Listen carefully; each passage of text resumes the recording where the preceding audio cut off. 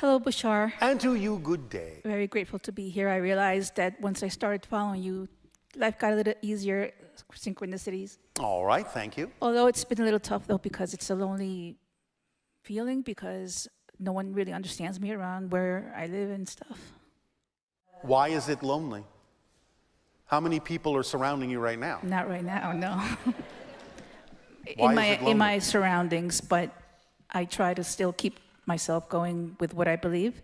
Yes. And that's why I'm here. Yes, all right, but it doesn't have to be a struggle. You can enjoy it. Yeah.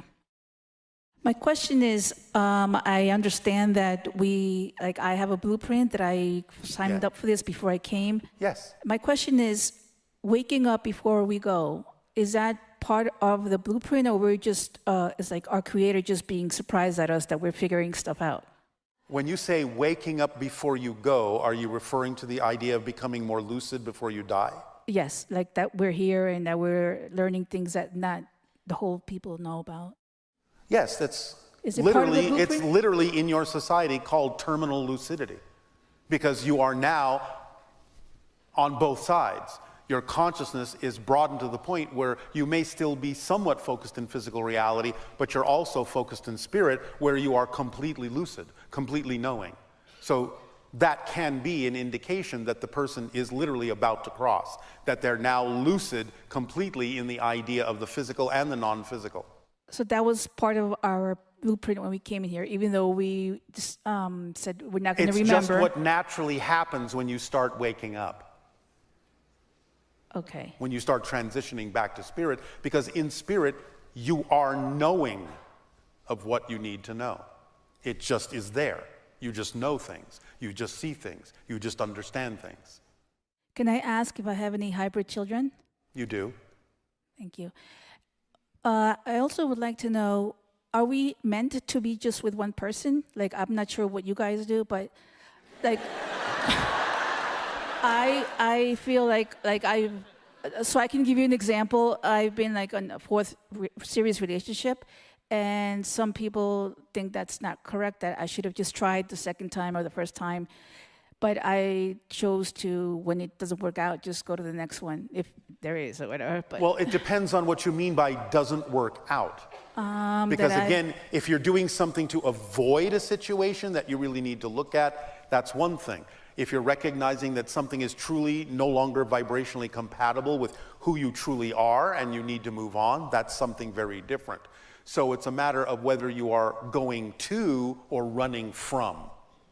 It's the energy of why you're doing it that's important to understand. There's nothing wrong intrinsically in the idea, but it's about why you're doing it that makes the difference. Does that make sense? It does make sense. All right.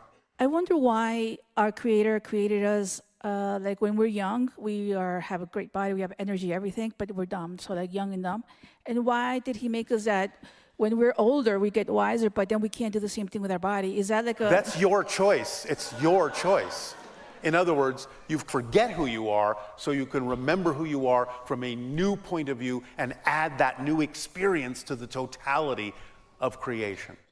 That's why physical reality exists. It's a mechanism within existence that allows you to experience the process of creation as opposed to just instantaneously being, so that you can expand. Will there be, we have more longevity when 50 years from now, when open contact is a natural thing? Yes. Yes, you're already seeing more longevity, because more longevity is the product of living more in the moment, so you don't experience the passage of time so much.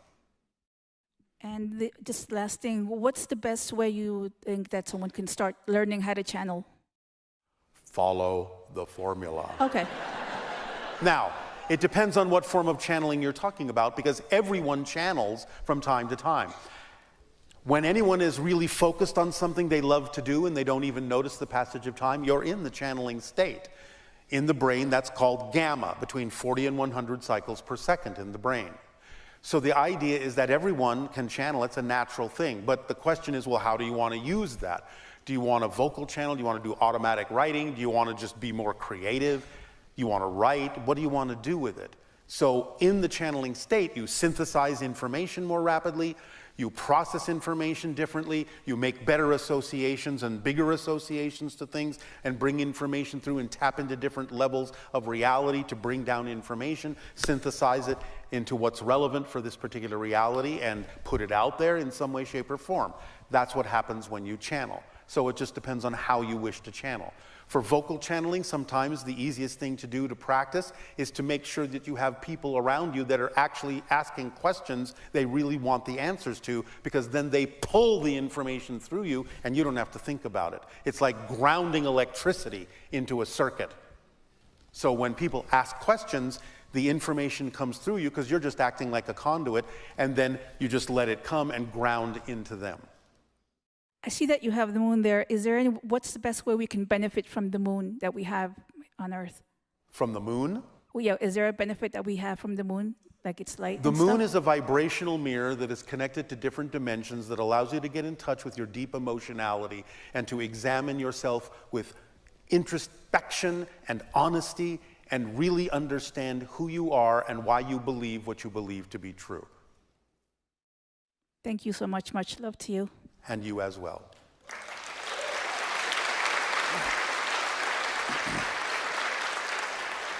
And of course, like anything, the moon is a permission slip.